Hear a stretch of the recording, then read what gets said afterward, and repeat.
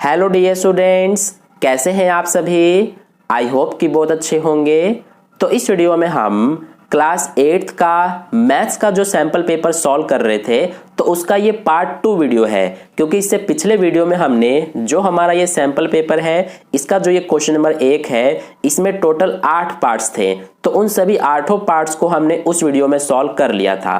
तो अगर आपने उस वीडियो को नहीं देखा है तो उस वीडियो का लिंक आपको इस वीडियो के डिस्क्रिप्शन बॉक्स में मिल जाएगा। उस लिंक पर क्लिक करके आप देख सकते हैं। तो हमने जो है इस सैंपल पेपर का ये क्वेश्चन नंबर 1 का जितना भी 8 पार्ट्स था, ये आप देख सकते हैं, इन सभी को हमने सॉल्व कर लिया था। ये रहा हमारा 8वां पार्ट, यानी कि हमने जो है यहां तक सॉल्व कर लिया था। अब हमें इस वीडियो में क्वेश्चन नंबर 2 से सॉल्व करना है। तो चलिए अब हम सबसे पहले क्वेश्चन नंबर 2 को कर लेते हैं।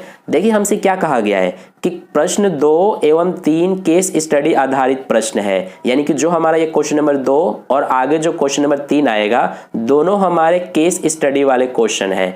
तो देखिए कैसे करते हैं इनको हमें कहा गया है क्वेश्चन नंबर 2 में कि क्रॉस कंट्री एक रनिंग इवेंट है जिसमें धावकों ने पूर्व निर्धारित दूरी पूरी की। इसमें विभिन्न गतिविधियां शामिल हैं जिनमें धावक विभिन्न वातावरणों को कवर करते हैं। 11 किलोमीटर का क्रॉस कंट्री रनिंग इवेंट इस प्रकार है।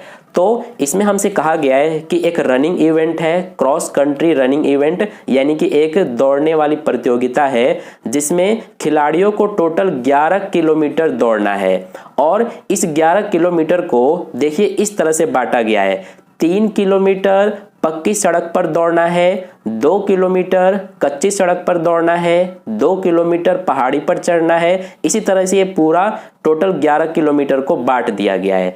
तो इससे रिलेटेड देखिए क्वेश्चंस कैसे पूछे गए हैं। यहाँ पर देखिए इसमें जो है टोटल 5 क्वेश्चंस पूछे गए हैं, 1 2 3 4 5। तो सबसे पहले हम इस फर्स्ट क्वेश्चन को करते हैं। तो इसमें हमसे पूछा गया है कि कुल दूरी का कितना भाग कीचड़ दौड़ है। यानी कि हमें जैसे कि पता है कि कुल जो दूरी है वो 11 किलोमीटर है। तो इसका हमसे पूछा है कि कीचड़ दौड़ कितना भाग है। तो देखिए ये हम कैसे बताएंगे, हमसे जो है भाग में पूछा गया है आंसर, यानी कि हमें भिन्न में आंसर बताना है। तो कैसे बताएंगे हम, इसके लिए क्या करते हैं कि जिसका भाग हमसे पूछा जाता है उसको हम ऊपर लिखते हैं और टोटल हम नीचे लिखते हैं। तो हमसे कीचड़ दौड़ का भाग पूछा गया है, तो कीचड़ दौड़ देखिए कितना किलोमीटर है, कीचड़ दौड़ 1 किलोमीटर है। यानी कि हम जब इसका सॉल्यूशन करेंगे तो यहाँ पर 1 किलोमीटर कीचड़ दौड़ है तो इसको ऊपर लिखेंगे और जो टोटल हमारा होता है उसको नीचे लिखते हैं। तो टोटल 11 किलोमीटर है, इसीलिए 11 हमारा नीचे आ जाएगा। तो यही हमारा कीचड़ दौड़ का भाग है, यानी कि यही आंसर है 1/11। तो जब भी हमसे भाग में यानी कि भिन्न में पूछा जाता है तो इस तरह से हम लिखते हैं। तो देखिए 1/11 आ रहा है, तो 1/11 देखिए हमारा किस ऑप्शन में दिया हुआ है इसमें। तो फर्स्ट ऑप्शन 11/1 है, फिर 1/10, 1/11 है। देखिए सी ऑप्शन में हमारा 1/11 है। तो हम अपने सॉल्यूशन यानी कि अपने आंसर में लिखेंगे, ये हमारा क्वेश्चन नंबर 2 का फर्स्ट जो क्वेश्चन है इसका आंसर कर रहे हैं। तो ये हमारा इसका आंसर सी राइट है। तो यहाँ पर लिख देंगे सी, इसमें है 1/11। तो ये हो गया हमारा जो क्वेश्चन नंबर 2 के फर्स्ट पार्ट है, इसका आंसर कंप्लीट। अब देखिए क्वेश्चन नंबर इसमें हमारा सेकंड पार्ट है, इसको करते हैं। तो हमसे पूछा है कि कुल दूरी का कितना भाग जल निकायों का है। यानी कि इसमें भी हमसे भाग पूछा गया है, लेकिन इस बार जल निकाय का भाग पूछा गया है। तो हम देखेंगे कि जल निकाय जो है वो टोटल कितना किलोमीटर है। तो देखिए जल निकायों को पार करना ये भी 1 किलोमीटर ही है। तो जब हम इसका भाग लिखेंगे तो इसमें भी हम क्या करेंगे कि हमसे जो है जल निकाय का पूछा गया है, तो जल निकाय टोटल 1 किलोमीटर है। तो 1 को ऊपर लिखेंगे और नीचे हम टोटल लिखते हैं, तो टोटल 11 किलोमीटर है। तो इसमें भी हमारा 1/11 होगा। तो देखिए सेकंड में हमारा 1/11 किस ऑप्शन में है, डी ऑप्शन में। तो हमारा सेकंड का डी ऑप्शन राइट हो जाएगा। तो यहाँ पर लिख देंगे हम सेकंड का डी ऑप्शन, यानी 1/11। ठीक है, तो ये हो गया हमारा सेकंड का सॉल्यूशन। अब देखिए इसके बाद थर्ड को करते हैं। तो थर्ड में पूछा है कि पक्की और कच्ची सड़कों पर तय की गई दूरी कुल दूरी का कितना भाग है। तो इस बार देखिए हमसे पक्की और कच्ची दोनों सड़कों पर तय की गई दूरी कुल दूरी का कितना भाग है ये पूछा गया है। तो इसके लिए क्या करेंगे हम कि सबसे पहले देखिए पक्की सड़क पर दौड़ना 3 किलोमीटर है और कच्ची सड़क पर दौड़ना 2 किलोमीटर है। तो हमसे जो है पक्की और कच्ची दोनों सड़कों पर तय की गई दूरी कुल दूरी का कितना भाग है ये पूछा गया है। तो इसीलिए जो हमारा ये पक्की और कच्ची वाला ये किलोमीटर है इन दोनों को जोड़ेंगे 3 और 2। तो 3 और 2 को जोड़ देंगे तो ये हमारा कितना आ जाएगा 5। तो यहाँ पर हम क्या करेंगे कि 5 लिखेंगे और नीचे टोटल लिखते हैं। तो टोटल हमारा 11 किलोमीटर है। तो ये हो रहा है हमारा 5/11। आई होप आपको समझ में आ गया। हमसे देखिए पक्की और कच्ची दोनों सड़कों पर तय की गई दूरी पूछा गया था, ठीक है। तो इसीलिए पक्की और कच्ची दोनों को जोड़ दिया हमने। तो एक 3 था और एक 2 था। तो इसीलिए 3 और 2 को जोड़ देंगे तो ये 5 आ जाएगा। तो इसको हम ऊपर लिखते हैं और टोटल नीचे। तो ये हमारा 5/11 हो गया। तो 5/11 देखिए डी ऑप्शन में है, यानी कि हमारा जो थर्ड है थर्ड का भी डी ऑप्शन राइट होगा, यानी कि 5/11। तो ये हो गया थर्ड का सॉल्यूशन। अब इसके बाद देखिए फोर्थ को करते हैं। तो फोर्थ में हमसे पूछा है कि पहाड़ी पर चढ़ना और जंगल में तय की गई दूरी कुल दूरी का कितना भाग है। तो इसमें भी देखिए हमसे पूछा है पहाड़ी पर चढ़ना और जंगल में तय की गई दूरी। तो इन दोनों की दूरी कुल दूरी का कितना भाग है। तो इसमें भी देखिए हम क्या करेंगे कि पहाड़ी पर चढ़ना देखेंगे 2 किलोमीटर है और जंगल में दौड़ना भी 2 किलोमीटर है। तो इन दोनों को जोड़ देंगे तो 2 और 2 4 हो जाएगा। तो इसीलिए हमारा 4 ऊपर और टोटल नीचे आता है। तो नीचे हमारा क्या आएगा 11, क्योंकि टोटल 11 किलोमीटर है। तो 4/11 आ रहा है। तो 4/11 देखिए ए ऑप्शन में है, इसीलिए हमारा फोर्थ जो है फोर्थ का ए ऑप्शन राइट हो जाएगा, यानी 4/11। तो ये हो गया फोर्थ का सॉल्यूशन। अब इसके बाद देखिए फिफ्थ को करेंगे। तो फिफ्थ में हमसे पूछा है कि राहुल कहता है जंगलों से दौड़कर और पहाड़ियों पर चढ़कर क्रॉस कंट्री में कुल दूरी का डैश कवर किया जा सकता है। तो ऑप्शन दिया है आधा, आधे से अधिक, आधे से कम और 1/4। तो देखिए इसमें हमसे कहा है कि जंगलों से दौड़कर और पहाड़ियों पर चढ़कर क्रॉस कंट्री में कुल दूरी का डैश कवर किया जा सकता है। तो देखेंगे हम कि जंगल से दौड़कर और पहाड़ी पर चढ़कर दोनों कितने कितने किलोमीटर है। तो जंगल से दौड़कर ये हमारा 2 किलोमीटर है और पहाड़ी पर चढ़ना ये भी 2 किलोमीटर है। तो दोनों को जोड़ेंगे ये 2 ये भी 2, तो ये हो जाएगा हमारा 4 और ये 4 हो गया और टोटल हम नीचे लिखते हैं तो नीचे हमारा 11 आएगा। तो ये हो रहा है 4/11। तो देखिए दोनों को मिला करके हमारा 4 आ रहा है और नीचे 11 है। तो जो ये 4 है हमारा, क्या ये 11 के बराबर है या फिर 11 का आधा है। तो देखिए 11 का तो आधा नहीं है, क्योंकि 11 का जब आधा करेंगे तो ये हमारा आएगा 5.5, यानी कि 5.5, क्योंकि 11 का आधा 5.5 हो जाएगा। तो ये हमारा 4 आ रहा है, यानी कि ये आधे से भी कम है। तो इसीलिए आधे से कम हमारा सी ऑप्शन है, यानी कि हमारा फिफ्थ का सी ऑप्शन राइट हो जाएगा। तो इसीलिए यहाँ पर हम लिखेंगे फिफ्थ का सी में दिया है हमें आधे से कम, तो यहाँ पर लिख देंगे आधे से कम। तो ये हो गया हमारा जो क्वेश्चन नंबर 2 है उसके 5 पार्ट के सॉल्यूशन कंप्लीट। अब इसके बाद देखिए क्वेश्चन नंबर 3 को करेंगे। तो क्वेश्चन नंबर 3 को देखिए ध्यान से। हमसे कहा है कि स्कूल के प्रदर्शन के लिए प्रत्येक पंक्ति और कॉलम में समान संख्या में छात्रों की व्यवस्था की जानी है। व्यवस्था 1 में दर्शाए अनुसार 9 विद्यार्थियों को व्यवस्थित किया जा सकता है। तो यहाँ पर आप देख सकते हैं ये जो यहाँ पर 9 गोले बने हुए हैं ये मान लीजिए कि विद्यार्थी हैं। तो देखिए इनको किस तरह से व्यवस्थित किया गया है। इनको हम कहते हैं कॉलम और इनको कहते हैं हम रो, यानी कि पंक्ति हम इनको कहेंगे और कॉलम जो है वो हमारा ये होता है। तो देखिए इसको ध्यान से, जितने पंक्ति में देखिए ये हमारा पहला पंक्ति है तो इसमें देखिए 1 2 3 हो गए, और ऐसे ही ये हमारा पहले पंक्ति में 3 है, ऐसे ही जो पहला ये कॉलम है इसमें भी 3 है। ठीक है, यानी कि जितने विद्यार्थी एक पंक्ति में है उतने ही विद्यार्थी एक कॉलम में भी है। तो इस तरह से यहाँ पर टोटल कितने हो गए, ये टोटल 9 हो गए। तो इसी तरह से यहाँ पर देखिए फर्स्ट क्वेश्चन हमसे ये पूछा गया है कि व्यवस्था 1 में 100 विद्यार्थियों के लिए एक पंक्ति या स्तंभ में कितने विद्यार्थियों को जोड़ा जा सकता है। तो ध्यान से देखिए, इसको हमसे ये पूछा है कि जो ये हमारा व्यवस्था 1 है, अरेंजमेंट 1, इसमें 100 विद्यार्थियों के लिए एक पंक्ति या स्तंभ में कितने विद्यार्थियों को जोड़ा जा सकता है। तो सबसे पहले इसको ध्यान से समझिए, इसमें टोटल कितने विद्यार्थी हैं, अभी तो 9 है। तो ये 9 जो है ये हमारा किसका वर्ग होता है, तो ये 9 3 का वर्ग होता है, क्योंकि 3 का वर्ग करेंगे यानी कि 3 गुना 3 तभी तो 9 आएगा। तो ये हमारा इस तरह से है। तो टोटल अगर 9 विद्यार्थी हैं तो हर एक पंक्ति में देखिए कितने हैं, 3, और ऐसे ही हर एक कॉलम में भी जो है वो 3 है। ऐसे ही अगर इसी तरह से 100 विद्यार्थियों को ऐसे ही हमें लगाना है कि जितने पंक्ति में विद्यार्थी हैं इतने ही कॉलम में भी होने चाहिए। तो एक पंक्ति या एक कॉलम में कितने विद्यार्थी आ सकते हैं, तो इसके लिए हम क्या करेंगे, यहाँ पर हमें कहा गया है कि 100 विद्यार्थियों के लिए, तो हम देख लेंगे कि 100 जो है ये किसका वर्ग होता है। तो हमें जैसा कि पता है कि 100 हमारा 10 का वर्ग होता है, क्योंकि 10 गुना 10 करेंगे तो 100 आ जाएगा। इसका मतलब ये है कि जब हम 100 विद्यार्थियों को इस तरह से लगाएंगे तो हर एक पंक्ति या हर एक कॉलम में 10-10 विद्यार्थी आएंगे।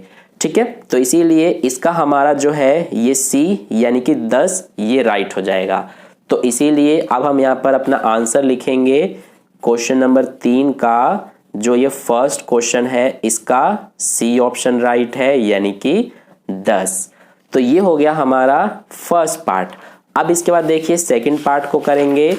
तो सेकंड पार्ट में हमसे क्या पूछा है कि प्रदर्शन आयोजित करने वाले शिक्षकों को लगता है कि एक समूह में 100 छात्रों को व्यवस्थित करना मुश्किल होगा। वे समूह को 2 वर्ग व्यवस्थाओं में विभाजित करने के बारे में सोचते हैं। प्रत्येक व्यवस्था में कितने विद्यार्थी हो सकते हैं।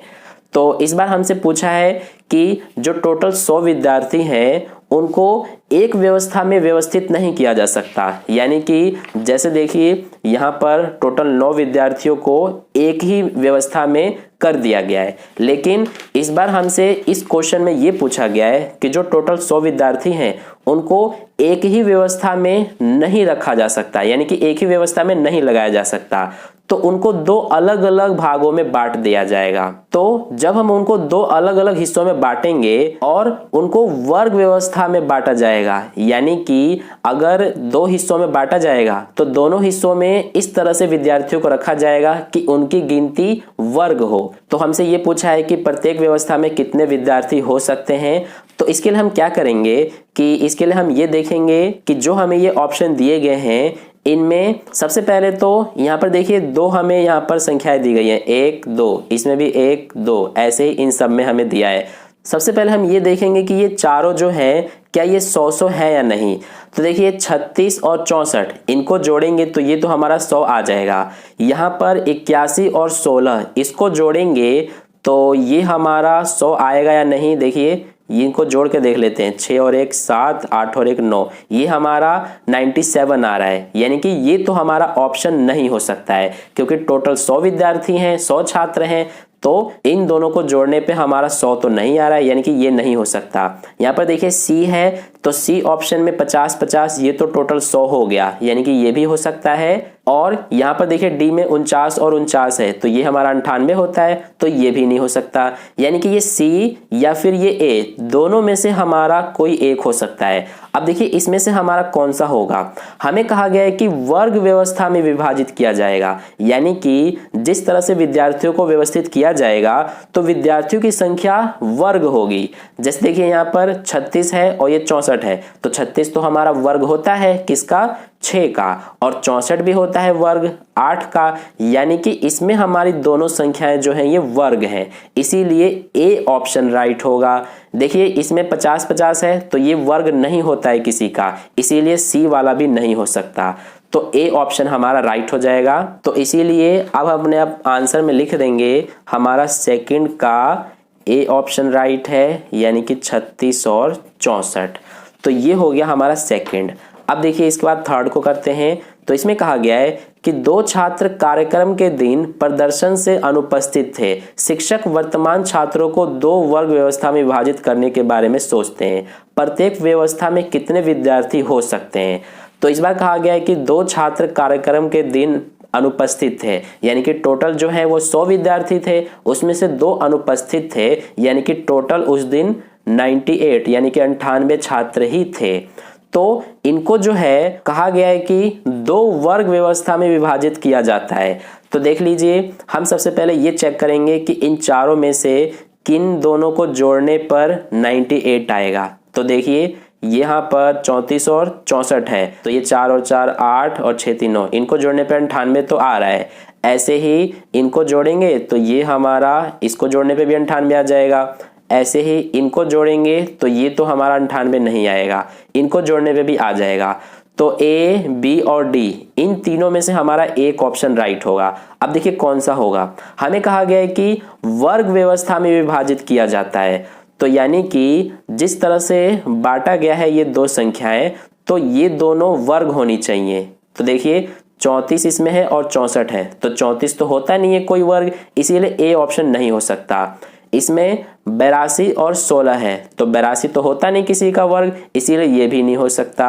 इसमें 49 और 49 है, तो 49 तो हमारा 7 का वर्ग होता है, ये भी 49 है तो ये भी 7 का होगा, यानी कि डी ऑप्शन हमारा राइट होगा। ठीक है, तो इस तरह से आई होप आपको तीसरा भी समझ में आ गया। तो यहाँ पर हम तीसरे का आंसर लिखेंगे, कौन सा है? डी, यानी कि 49 और 49। तो ये हो गया हमारा तीसरे का सॉल्यूशन कंप्लीट। अब इसके बाद देखिए फोर्थ को करते हैं। तो फोर्थ में हमसे कहा गया है किन्हीं 2 क्रमागत संख्याओं के वर्गों के बीच का अंतर बराबर होता है। तो किसके बराबर होता है इन चारों में से, वो हमें बताना है। तो क्वेश्चन को पहले ध्यान से समझिए। कहा गया है कि किन्हीं 2 क्रमागत संख्याओं के वर्गों के बीच का अंतर किसके बराबर होता है। तो देखिए हम यहाँ पर 2 संख्याएं ले लेते हैं, जैसे 2 और 3। हमें कहा गया है कि क्रमागत संख्याएं, तो हमें क्रमागत लेनी पड़ेंगी। तो 2 और 3 दोनों क्रमागत हैं। क्रमागत यानी कि एक के बाद अगला। अब इनका वर्ग कहा गया है कि इनके वर्गों के बीच का अंतर, तो इसका वर्ग करेंगे तो ये हो जाएगा 2 का वर्ग 4, 3 का वर्ग 9। तो अगर हम इसमें से इसको घटाएंगे 9 में से 4 को, तो कितना आएगा? 5 आएगा, क्योंकि अंतर कहा गया है, अंतर का मतलब घटाना होता है, इसीलिए घटाएंगे। तो 9 में से 4 घटाया, 5 आया। अब जो ये 5 है ये हमारा किसके बराबर होगा? तो देखिए ये 5 हमारी कौन सी 2 संख्याएं थी? 2 और 3। तो इन दोनों को जोड़ के देखिए 2 और 3 को, तो 5 आ जाएगा। यानी कि ये जो हमारा आंसर आ रहा है ये इन दोनों संख्याओं को जोड़ने पर भी आ रहा है। तो इसीलिए इसका आंसर क्या हो जाएगा कि उनके योग के, योग यानी कि जोड़। तो इसीलिए इसका आंसर हो जाएगा हमारा सी। देखिए एक और समझाता हूं आपको। जैसे दूसरा कोई क्रमागत संख्या ले लेते हैं, जैसे कि हम ले लेते हैं 4 और 5। तो इनका वर्ग करेंगे, 5 का वर्ग 25, 4 का वर्ग 16। तो इनको घटा के देखिए 25 में से 16 9 आएगा। तो ये जो 9 है ये हमारा इन दोनों को जोड़ेंगे तो भी 9 ही आएगा। यानी कि किन्हीं 2 क्रमागत संख्याओं के वर्गों के बीच का अंतर किसके बराबर होता है? उनके योग के, यानी कि दोनों संख्याएं जो है उनके योग के। तो इसीलिए हमारा सी ऑप्शन राइट हो जाएगा। तो यहाँ पर हम फोर्थ का आंसर लिखेंगे ये सी, यानी कि उनके योग के। ठीक है, तो ये हो गया फोर्थ का आंसर। अब देखिए फिफ्थ को करते हैं। इसमें कहा गया है कि निम्नलिखित में से कौन सा अलग है। तो देखिए ए, बी, सी और डी, इनमें से हमें बताना है कौन सा अलग है। तो इसमें थोड़ा सा आपको ध्यान से देखना पड़ेगा। यहाँ देखिए 10 10 5 है, तो 10 है, यहाँ पर 10 का वर्ग करने पे 100 आता है, तो इसीलिए यहाँ पर 10 का वर्ग 100 हो गया। यहाँ देखिए 20 है, 20 का वर्ग करेंगे तो 400 आता है, तो ये भी हमारा इसी तरह से। यहाँ पर 30 है, 30 का वर्ग करेंगे तो 900 आता है, तो ये भी, ये तीनों हमारे बिल्कुल एक जैसे पैटर्न फॉलो कर रहे हैं। ऐसे यहाँ पर देखिए 40 है, 40 का वर्ग तो 1600 होता है, लेकिन यहाँ पर 1400 है, यानी कि ये हमारा अलग है। तो इसीलिए हमसे यही पूछा था कि कौन सा अलग है, तो डी हमारा अलग है। तो यहाँ पर हम जो फिफ्थ है इसका आंसर लिखेंगे डी। डी में क्या दिया हुआ है यहाँ पर लिख देते हैं 1400 प्लस 40 प्लस 40 प्लस 5। तो इस तरह से ये हो गया हमारा। तो क्वेश्चन नंबर जो 3 है उसके 5 तक सॉल्यूशन कंप्लीट हो गए। अब इसके बाद यहाँ से हमारा सेक्शन बी स्टार्ट हो जाता है, खंड ब। तो देखिए क्वेश्चन नंबर 4, इसमें कहा गया है कि निम्न में से कोई 4 रिक्त स्थान भरिए। तो इसमें हमें टोटल 5 दिए गए हैं, लेकिन इनमें से कोई 4 हमें करने हैं, लेकिन मैं आपको पांचों करा देता हूं। तो पहला है कि लगातार 3 संख्याओं का योग 54 है, सबसे छोटी संख्या डैश है। तो यहाँ पर क्या आंसर आएगा वो हमें बताना है। तो देखिए मैं आपको सॉल्व करके बताता हूं। कहा गया है कि लगातार 3 संख्याओं का योग 54 है। तो मान लेते हैं हम कि 3 संख्याएं, पहली को x मान लेते हैं, दूसरी क्या हो जाएगी x + 1 और तीसरी x + 2। ऐसा क्यों? क्योंकि हमें लगातार बोला है। देखिए लगातार 3 संख्याएं, तो पहली अगर x माना है तो दूसरी हमें x + 1 मानना पड़ेगा और तीसरी x + 2। तो ये तीनों लगातार हो गई, तो इनका योग हमें 54 बोला गया है, यानी कि इनको जोड़ने पर क्या आना चाहिए? 54। तो ये x और दूसरा है x + 1, तो यहाँ पर लिख देंगे, तीसरा है x + 2। तो इनको हमने जोड़ दिया, तो जोड़ने पे क्या आना चाहिए? 54। अब सॉल्व कर लेते हैं। x + x + x 3x हो गया, 1 + 2 3 हो गया, बराबर में 54। तो यहाँ से इस 3 को इधर ले जाएंगे तो इधर 3x बचेगा। तो ये 3 इधर जाके माइनस हो जाएगा क्योंकि इधर प्लस में है, तो 54 में से 3 माइनस हो जाएगा तो 51 बचेगा। x का मान क्या आएगा? ये 51, 3 गुणा में है, इधर आके भाग में हो जाएगा। तो 3 से 51 को भाग करेंगे तो x का मान 17 आ जाएगा। ठीक है, तो हमसे क्या पूछा गया था कि सबसे छोटी संख्या। तो देखिए सबसे छोटी संख्या को हमने x माना है, तो इसीलिए x का मान 17 आया है, यानी कि इसका आंसर हो जाएगा हमारा 17। सबसे छोटी संख्या हमारी 17 हो जाएगी। तो यहाँ पर लिख लेते हैं, क्वेश्चन नंबर 4 के फर्स्ट का आंसर हो जाएगा हमारा 17। ठीक है, इसके बाद अगला देखिए सेकंड। इसमें कहा गया है कि एक समबाहुभुज जिसके प्रत्येक बाह्य कोण का माप 45 डिग्री है कि भुजाओं की संख्या डैश है। तो हमें एक समबाहुभुज दिया गया है, यानी कि हमें कहा गया है कि एक समबाहुभुज है जिसका प्रत्येक जो बाह्य कोण है उसका माप 45 डिग्री है। तो हमें भुजाओं की संख्या बतानी है। तो कैसे बताते हैं हम? इसके लिए क्या करते हैं कि टोटल जो हमारा बाह्य कोण होता है वो 360 होता है। तो 360 में हम एक बाह्य कोण का माप 45 डिग्री है, तो इसमें हम 45 से भाग कर देते हैं, तो हमें टोटल भुजाओं की संख्या पता चल जाती है। तो देखिए करके देख लेते हैं। ये दोनों हमारे 9 के पाड़े से कटेंगे, 9 पंजे 45, 9 चौक 36, ये 0, 5 एकम 5, 5 अठे 40। तो हमारा कितना आ गया? 8, यानी कि भुजाओं की संख्या कितनी हो जाएगी? 8। ठीक है, तो ये हो जाएगा हमारा जो सेकंड है उसका आंसर 8। अब इसके बाद देखिए थर्ड को करते हैं। थर्ड में कहा गया है कि 12.25 का वर्गमूल डैश है। तो 12.25 का वर्गमूल क्या होगा, ये आपको निकालने आना चाहिए। ये हम किस तरह से निकालते हैं?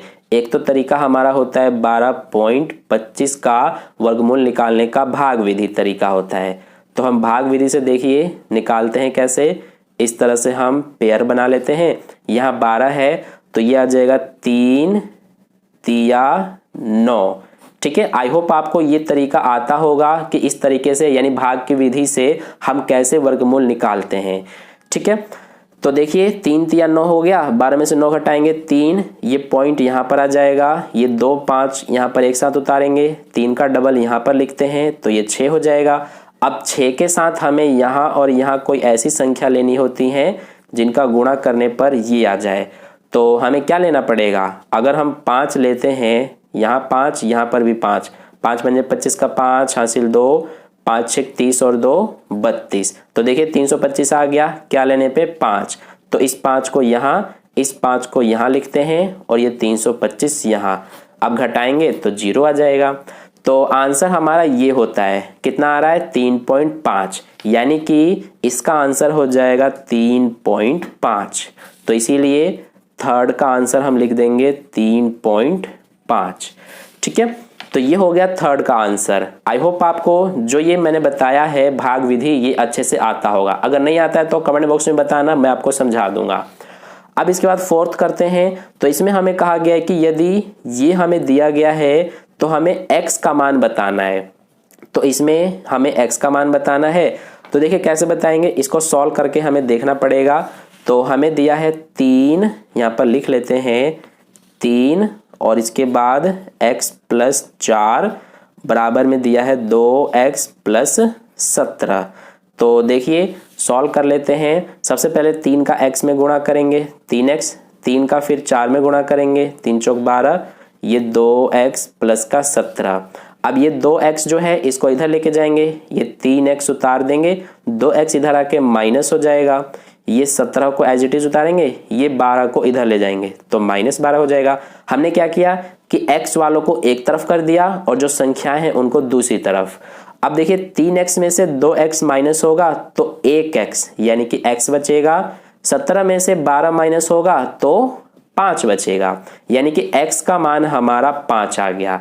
ठीक है, तो इसीलिए जो हमारा फोर्थ है इसका आंसर 5 हो जाएगा, x का मान, तो यहाँ पर लिख देंगे 5। अब इसके बाद देखिए फिफ्थ को करते हैं। तो इसमें हमें 33 का स्क्वायर माइनस 32 का स्क्वायर का मान बताना है।